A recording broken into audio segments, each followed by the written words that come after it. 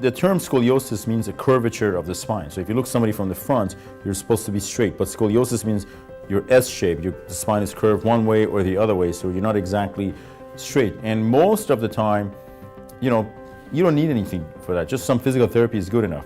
But then there's a subset of patients that eventually need surgery.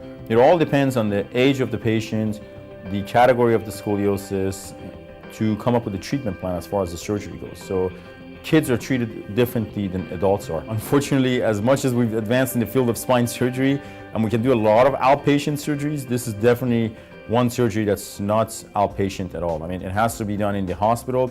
Typically, the bigger the operation is, the more likely the patient will require an ICU stay. The patients typically can stay anywhere from 4 to 7 days in the hospital, and some of them, depending how old they are and how debilitated they are, they may have to go to rehab afterwards. Now, there are many reasons why people get scoliosis. You can be born with it.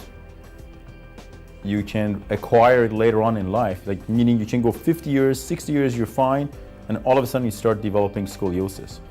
The most common reason is what we call adolescent idiopathic. It means adolescent kids get it.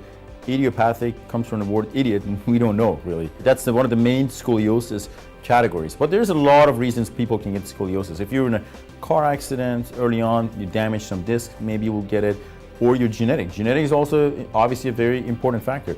We don't really know all the reasons, but it happens. But the good news is that most patients don't need surgery.